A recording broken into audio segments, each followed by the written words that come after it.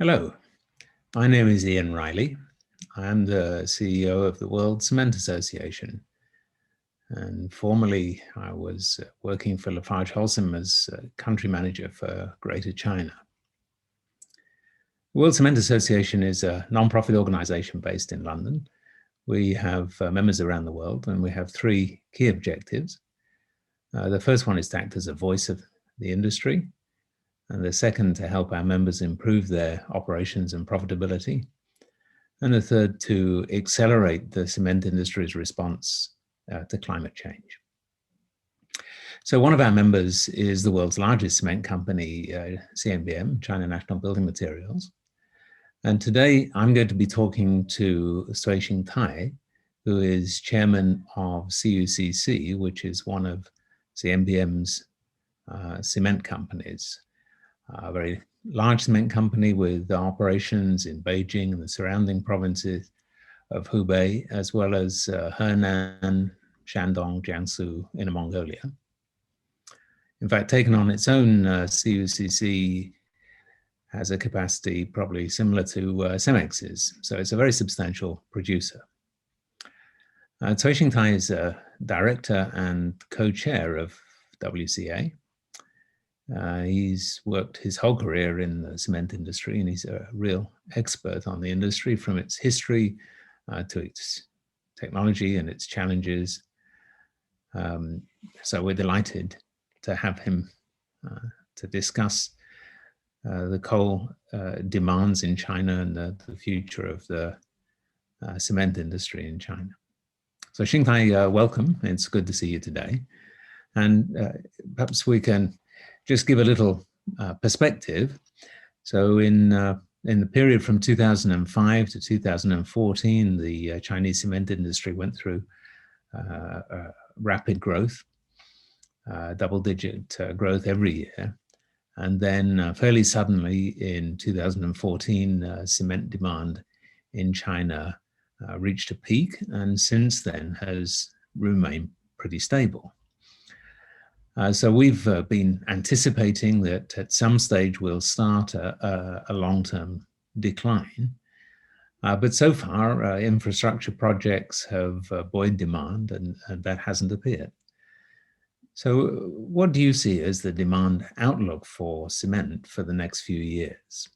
中国水泥产量自从2011年超过了20亿吨，那么到现在已经连续10年，都在20亿吨以上。那么我相信呢，未来的5年左右依然还会保持在20亿吨以上。So a lot of the conference attendees today are from coal producers and are interested in what cement companies look for in their coal suppliers. And CUCC is part of CMBM, the world's largest cement producer, and also within the cement industry, the largest procurer of coal. So when you choose a coal supplier, what are the key things that you're looking for? 我们在选择煤炭供应商的时候呢，主要大概有这么以下4个方面因素。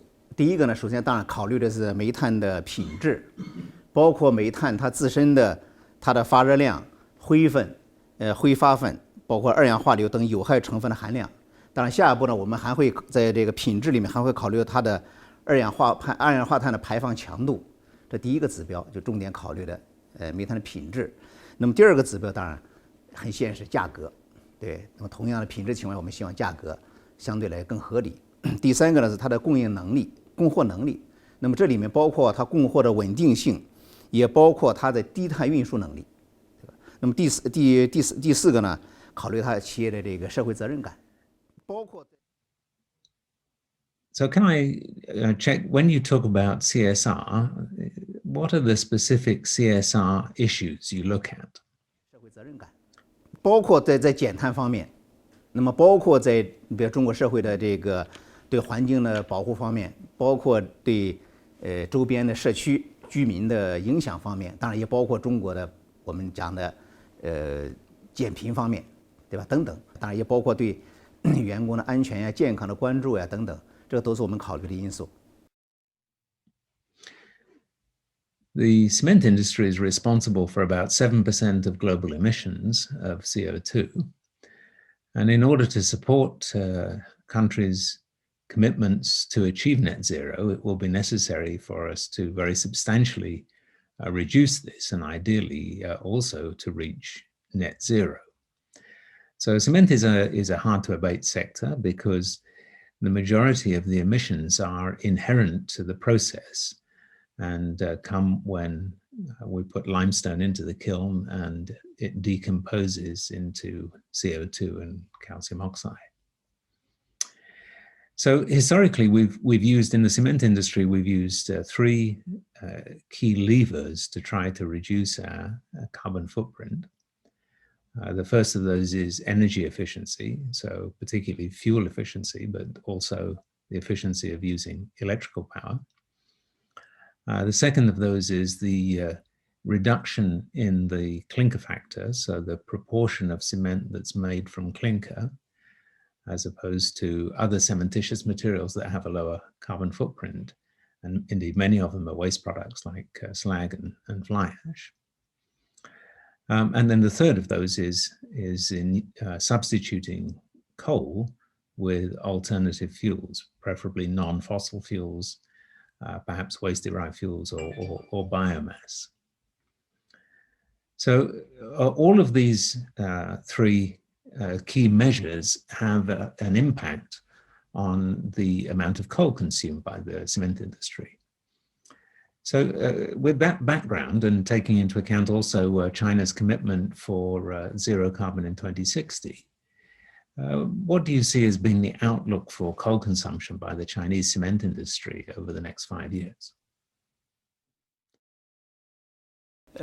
因为考虑到整个中国的工业发展水平，包括全球在能源供应，包括水泥生产原料供应方面的一些因素，那么我们认为，第一个呢，就在未来比较长的时间内，煤炭呢依然会是中国水泥工业的主要的燃料，这一点是确定无疑的。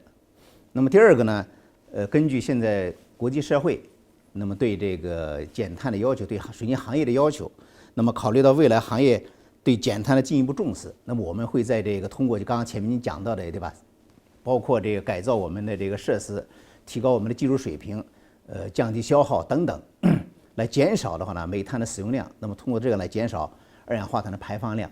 那么这样呢，我们相信呢，可能随着技术的进步，可能未来的总的需求量会下降5%到10%左右，大概这么一个水平。我这里面没有考虑到，因为市场需求对水泥产品需求，那么比如水泥减少量，我讲的是同样量的情况下，煤炭的消耗量会减少5%到10%。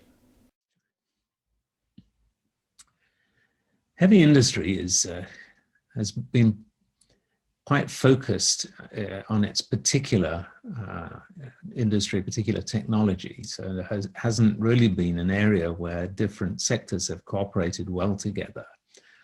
I think there's a tend to look at inside, for example, in the cement industry or indeed in the steel industry or other heavy industries, to look inside the industry for solutions rather than looking across industry. But that seems to be changing as we look for ways to reduce carbon emissions, and there's a sense of urgency and a realization we don't have all the answers. There's also an increasing willingness to initiate discussions across industries and to learn from each other and try to collaborate on low carbon initiatives. So perhaps one good example of that is the Longship and the Northern Lights CCS projects in Norway, where we have cement, chemical, waste incineration, and oil companies participating together to capture and then transport and then store CO2. So turning to China, do you see opportunities for cement companies and coal companies to work together in China to reduce the cement industry emissions, or perhaps to jointly partner in CCUS schemes? 我觉得这可能是一种必然的趋势和这个要求，因为煤炭呢是中国第一大消费能源，也是呢第一大二氧化碳排放源。那么水泥行业呢，作为这个煤炭的消费大户和二氧化碳的排放大户之一，那么跟煤炭行业大家共同呢都有这个责任和义务，来在减碳方面呢做出这个贡献。我相信呢，双方可以在降低这个燃料的碳排放强度，包括碳捕捉、碳汇等方面呢加强合作，那么共同为人类的这个生活环境的改善，对吧？做出我们应有的贡献。这个我相信双方未来会在这方面有比较好的合作。So CCCS projects tend to be expensive, involve large upfront investments, and perhaps that will limit their suitability and applicability. We have to remember that 90% of cement is made in developing countries, and that the cost of CCS, and especially the upfront investment required, may limit its adoption. So CCU technologies, carbon usage technologies, are at an early stage of development, but they offer the prospect of lower costs, much lower upfront investments, and also the potential for revenue streams. So the technology that's being developed for carbon usage in building materials is interesting in that we use a very large amount of building materials, of concrete and aggregates, much of which is carbonaceous material anyway. So this is an area where if these technologies that are capturing CO2 and using them in building materials can be commercialized, the potential carbon usage is very substantial. So certainly billions of tons is not out of the question. Some of the leaders in this area are WCA members and developing CCU technologies to use CO2 in concrete or synthetic aggregates. And since President Xi Jinping's commitment that China will reach net zero by 2060, I'm sure that both cement companies and coal companies in China have been thinking a lot about this. So do you see opportunities for CCU to be part of the low carbon solution in China? And is this an area where cement companies and energy companies could be collaborating? 探讨这个减碳的一些技术途径，是全人类的责任。因为我们注意到呢，有像这个美国的蓝色星球这样一些创新型的企业，那么最近几年来一直在积极的探讨新的这个固碳技术。我们对这些企业的行为呢表示这个钦佩，我们也愿意呢跟他们密切联系，那么共同合作，那么一块儿呢在推进减碳技术、减碳事业的这个向前发展，那么做出我们应有的贡献吧。在这方面，我们还非常愿意跟他们合作的。从能源结构来讲，中国在全球是全球第一这个用煤大国，对吧？每年的煤炭的生产和消费量都超过40亿吨。那么作为中国的煤炭企业呢，我相信他们过去的这么多年，重点呢在改善煤炭的安全状况，那么提高煤炭行业它的这个环保安全水平，在这方面做了很多的工作，因为现在应该进步呢还是很大的。但是面对一个新的课题，就作为煤炭行业，怎么样能够让自己的产品就相对来讲它的碳排放强度更低？那么这个呢，我相信是未来煤炭企业需要这个重点考虑的一个问题，对吧？就同样的发热量的燃料，那么怎么样让它排放出的二氧化碳呢更少，对这个环境的影响呢更小？那么这方面我相信可能未来需要共同努力。当然，一方面他们需要采取一些新的一些技术、新的措施，但另外一方面也需要用煤企业像我们水泥企业一样，来不断改善我们的生产工艺条件，来适应的话呢，他们的一些要求，大家共同一块儿为行业里面的减碳呢，做出贡献。我觉得在这方面的话，双方都可以这个加强沟通和探讨。对，目前中国的企业在这方面，我认为还有缺陷，对吧？供应的基本上像我们中国的95%的企业，烧的很多是原煤，对吧？而且的话，相当于把煤炭里面的二氧化硫的含量还相对比较高。对，那么未来在这方面可能大家都会提出新的要求，对煤炭行业。So thank you very much to Cui Xingtai for participating in the discussion today. I think that China is a very important player in this, with more than 50% of cement production in China. The trends that we expect to see in China and that Xingtai has talked about today are similar to the trends that we're expecting to see on a global basis in the cement industry. So there will be a move away from coal to using alternative fuels, some of them from waste, some of them from biomass. And the current situation in Europe shows the technical potential of this is almost full replacement of coal with alternative fuels. However, the challenge in developing countries is because the regulatory framework for waste is not so well developed. The economics of waste processing and burning waste in cement kilns is often very difficult to make work. So I think that the pace of change in the developing world will be, slower than the technology. Certainly is not going to be limited by technology, but will be limited by essentially supply options.